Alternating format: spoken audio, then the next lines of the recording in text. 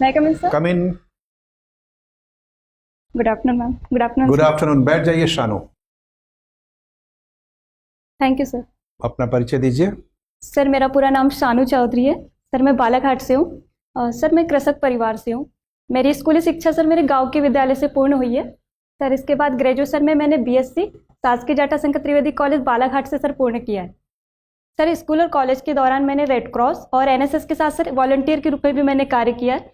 और सर मुझे खुशी होती है बताते हुए कि मध्य प्रदेश शासन की एक योजना माँ तुझे प्रणाम के तहत सर मुझे भारत बांग्लादेश इंटरनेशनल बॉर्डर यात्रा पर भी जाने का मौका मिला था। और सर मुझे लेखन के लिए राज्य स्तरीय पुरस्कार भी सर प्राप्त हुआ है। बहुत अच्छे। Yes sir. और सर भजन गाना और पवारी लोक गायन करना में मेरी रुचि है। अच्छा। और राज्य सेवा परीक्षा में सर ये मेरा पहला प्रयास। अच्छा, कई लोग शानू अपना जन्मदिन बहुत शान से मनाते हैं। Yes sir. आपको लगता है ये जो जन्मदिन मनाने का जो दर्शन है ये एक सकारात्मक दर्शन है?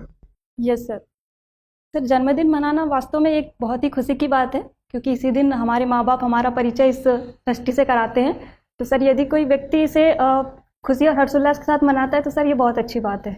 आपका जो पहला जन्मदिन मनाया गया होगा, यस सर। उस दिन आपको क्या उपहार मिला या विश्व ने आपको क्या उपहार दिया? Yes sir. सर पहला उपहार मेरे माता पिता ने जन्म के साथ ही मुझे दिया।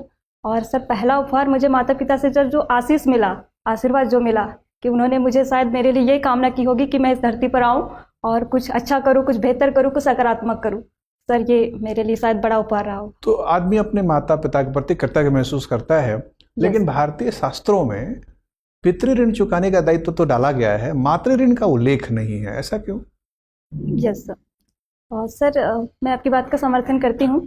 हमारे वैदिक साहित्य में सर पितृ ऋण शब्द का मैम इस्तेमाल किया गया है मैम। लेकिन जब हम कर्ज चुकाने की बात करते हैं और पितृ ऋण की बात करते हैं तो मैम इस ऋण की पूर्ति चूंकि संतान उत्पत्ति के द्वारा होती है। और मैम जब संतान उत्पत्ति है तो माता और पिता सर दोनों ही आवश्यक है। तो सर यहाँ पर जब हम पितृ ऋण कहते हैं तो यहाँ पर कहीं ना कहीं सर माता का भी योगदान है। तो इसका अर्थ सर मतलब आप मान के चल रही है कि पितृ ऋण में मातृ ऋण छिपा हुआ है। यस। ठीक है। उस तरह से एक पितृपक्ष होता है, 15 दिनों का पखवाड़ा होता है, ऐसा कोई क्या मातृपक्ष या पखवाड़ा भी होता है?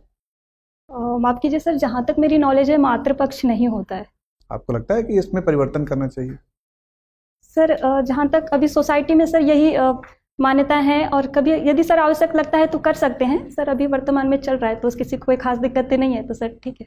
अच्छा, विश्व इतिहास में घटना घटी थी जिसे 9/11 की घटना के रूप में याद किया जाता है। Yes sir. क्या है वो घटना? सर 9/11 की घटना 11 सितंबर सर 2001 को हुई थी। सर ये अमेरिका में हुई थी। सर वहाँ पर आतंकवादी हमले हुए थे सर, जिसमें वर्ल्ड प्रसिद्ध मैम 2 बिल्डिंग्स थी उसे गिरा दी गई थी, वर्ल्ड ट्रेड टावर जैसे कहते थे। ठीक है। किसने गिराई थी? सर जहाँ तक मैं याद कर पा रही हूँ, अलकायदा ग्रुप एक आतंकवादी संगठन है सर वैश्विक स्तर पर, सर उसके द्वारा गिरा दी गई थी। अच्छा। हवाई हमले हुए थे सर आतंकवादी उसके तहत। आपसे ये प्रश्न क्यों पूछा जा रहा है? सर क्योंकि मेरा जन्म दिवस 11 सितंबर है सर, उसे 9/11 इसलिए हुए थे। तो आपको क्या लगता है, ये आपको उपहार के रूप में मिला था उस दिन? नहीं सर, ये उपहार के रूप में नहीं सर, बस ये एक घटना थी जो कि सर सुनने में नकारात्मक महसूस होती है, लेकिन सर इससे एक नया अनुभव और एक सीख मिली है कि सर वैश्विक आपने उल्लेख किया कि आपने भारत बांग्लादेश बॉर्डर का भ्रमण किया। Yes sir. भारत सरकार की तरफ से। भारत बांग्लादेश संबंध बड़े सुखद दौर से गुजर रहा है पिछले 10-15 वर्षों से। Yes sir. लेकिन अभी हाल ही फिलहाल में पिछले 1 महीने में कुछ इरिटेंट्स अर्थात कुछ नाराजगी वाली बातें भी उभर रही हैं, क्या विषय है? माफ कीजिए सर, मुझे वर्तमान भारत बांग्लादेश की पिछले 1 महीने की घटनाओं के बारे में सर जानकारी नहीं है। भारत म्यांमार संबंधों में थोड़े तनाव आए हैं, उसके क्या कारण है? Yes sir. सर हाल ही में म्यांमार सरकार ने सर भारतीय सैनिकों को वहाँ से सर मतलब आउट करने का सर निर्देश जारी किया था सर। इस वजह से दोनों देशों के बीच में तनाव उत्पन्न हुआ था सर। फिर प्रधानमंत्री मोदी सर मतलब उनके निर्देश से सर फिर बाद में स्थितियाँ सामान्य हो पाई थी। यस। अच्छा, आपने उल्लेख किया कि आप बालाघाट की रहने वाली हैं। Yes sir. बालाघाट एक ऐसा जिला है जिसकी सीमाएं 2 प्रांतों से लगती हैं। Yes sir. बता सकती है कौन कौन से प्रांत से? सर छत्तीसगढ़ से और सर महाराष्ट्र से हमारी सीमाएं लगती है। अच्छा, महाराष्ट्र से जो सीमा लगती है वो महाराष्ट्र के किस जिले से लगती है? सर महाराष्ट्र के 2 जिले से लगती है, एक भंडारा से और एक गोंदिया से लगती है सर। और छत्तीसगढ़ के किस जिले से सीमा लगती है? सर छत्तीसगढ़ से भी 2 जिलों से लगती है सर, राजनांदगांव और कवर्धा से लगती है सर। और इस वजह से बालाघाट में कुछ समस्याएं प्रवेश कर जाती हैं। Yes sir. कौन कौन सी समस्याएं? सर पहली समस्या है कि सर अवैध स्मगलिंग वहाँ पर देखी जाती है। और सर दूसरी समस्या सर नक्सलवाद समस्या काफ़ी सर सीमांत क्षेत्र होने के कारण वहाँ पर देखी जाती है। यस। अच्छा, तो बालाघाट के अलावा मध्य प्रदेश के और कितने जिले हैं जिसकी सीमाएं महाराष्ट्र से लगती हैं? सर 9 जिले हैं सर, जहाँ तक मैं याद कर पा रही हूँ। यस। ठीक है, धन्यवाद। Thank you. शानू जी, बालाघाट से आती हैं आप। Yes ma'am. बालाघाट में कितनी तहसीलें हैं? मैम बालाघाट में वर्तमान में 11 तहसील। 11 तहसीलें हैं जी। ठीक है, ये बताइए कि और विधानसभा सीटें कितनी हैं? मैम 6 6 विधानसभा सीटें।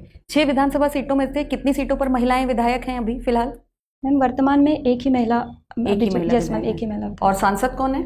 सांसद मैम श्री ढाल सिंह बिसेन जी हैं। अभी वर्तमान में अब चुनाव होने वाले हैं। ठीक है जी। महिलाओं की जनसंख्या कितनी है? मैम बालाघाट में करीबन प्रतिशत में बताइएगा। मैम प्रतिशत में करीबन 51%। 51%, Yes, मतलब 50% से थोड़ी ज्यादा है। Yes ma'am. और उसके बाद भी प्रतिनिधित्व के स्तर पर सिर्फ एक महिला दिखती है विधायक, जैसा आपने बताया। Yes ma'am.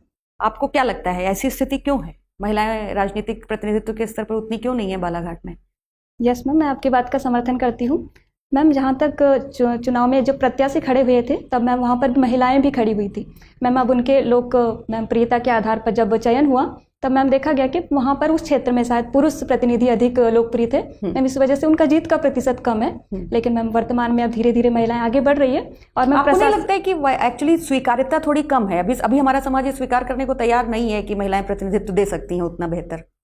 मैम कुछ लोगों की ऐसी मानसिकता है कि वो स्वीकार करने में मैम पितृसत्तात्मक सोच के कारण एक्सेप्ट नहीं कर रहे हैं मैम। लेकिन हम पिछला थोड़ा अनुभव करते हैं पिछले कुछ सालों से, तो मैम अब धीरे धीरे सामाजिक परिदृश्य बदल रहा है और महिलाएं भी आगे बढ़ रही हैं। ठीक है, तो अभी जो टिकट वितरण हुआ है, प्रत्याशी घोषित हो चुके हैं, कितनी महिलाओं को टिकट मिला है आपके बालाघाट में?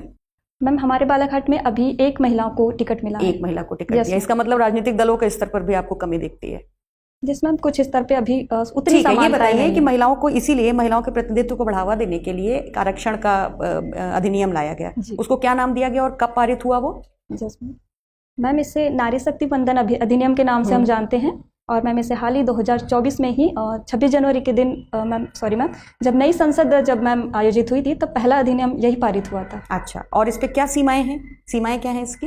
यस मैम जहाँ तक मेरा नॉलेज है मैम, ये 15 वर्ष तक के इसे मान्यता दी गई है इस अधिनियम को। जब स्थितियाँ सामान्य हो जाएगी तो मैम शायद आरक्षण के बारे में होगा।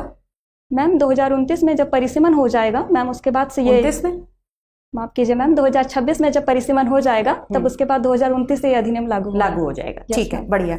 ये बताइए, आपने चारवाक दर्शन भी पढ़ा होगा? Yes ma'am. पढ़ा है? Yes ma'am. कुछ पूछा जाए उससे? यस मैम, मैं प्रयास करूँ। जिसमें ये कहा गया है कि चारवाक दर्शन, चारवाक फिलॉसफी से आप क्या समझ विकसित किया आपने?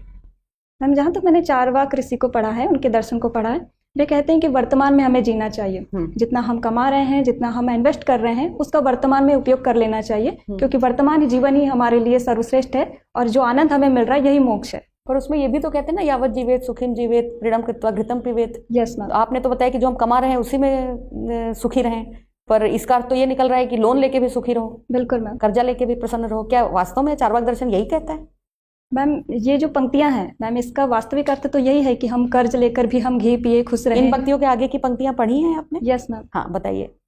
यावत जीवेत सुखम जीवेत ऋणम कृत्वा घृतम पिबेत भस्मीभूतस्य देहस्य पुनरागमन कुतः। हाँ, यस। अब बताइए, अब समझाइए। मैम इसका अर्थ ये है कि जब तक आप जी रहे हैं आप खुशी से जिए। यदि आपको मतलब ऋण लेकर भी आप घी पी सकते हैं और ये देह जल्दी ही भस्म हो जाएगा और पुनः नहीं आएगा, इसीलिए आपको वर्तमान में सहमत हैं आप इस फिलॉसफी से? और फिर लोन आप जिनसे लेंगी वो आपके घर आएंगे वसूली करने, फिर क्या करेंगी? Yes ma'am. मैम जहाँ तक चारवाक ऋषि को हम पढ़ते हैं मैम, सामान्यतः लोग ये सोचते हैं कि इसके एक पक्षी दर्शन को ही मैम मान्यता दी जाती है कि हम बस सुख की ओर बढ़े। लेकिन मैम उनका दूसरा पक्ष ये था कि वर्तमान में हम जीना चाहिए। ठीक है, बहुत बढ़िया। ये बताइए, आपको ये पवारी लोक गायन पसंद है? ये आपके क्षेत्र की विशेषता है? Yes ma'am. आप मुझे सुना सकती हैं कुछ? जी मैम, सुनाइए। मैम ये जो मैं पंक्तियाँ आपको सुना रही हूँ मैम, ये पवारी में है। और ये जब किसान जब अपने कृषि त्यौहार शुरू करते हैं तो मैम उन्हें उत्साहवर्धन करने के लिए मैम ये गाना हम लोग गाते हैं, पवारी भजन गाते हैं। जैसे मैम इसकी 2 लाइनें इस प्रकार है। तीज को त्योहार आयो, तीज को त्योहार आयो, किसानी को भार छायो गाड़ो जूप ले। तीज को त्योहार आयो, किसानी को भार छायो गाड़ो जूप ले। भर की खाद किया पेटी, बांधी माँ फेंक दे, बांधी माँ फेंक दे। भर की खाद किया पेटी, बांधी माँ फेंक दे, बांधी माँ फेंक दे। बढ़िया है। कृषि को सेलिब्रेट करने के लिए इसको मतलब कृषि को सेलिब्रेट करने वाले और कोई उत्सव मध्य प्रदेश में मनाए जाते हैं? मैम उत्सव से आपका हाँ, संदर्भ। उत्सव मनाए जाते हैं ऐसे कोई? Yes ma'am. हाँ। मैम हमारे क्षेत्र में पोला और नारबोद, बहुत हरेली, बढ़िया। जीवती। और इसके अलावा आपके क्षेत्र से बाहर? Yes ma'am. मैम हमारे क्षेत्र से बाहर मैम नवान्न पर्व मनाते हैं मैम, और बुंदेलखंड में बहुत सारे मैम मनाते ठीक, हैं। बहुत जी। बढ़िया, थैंक यू।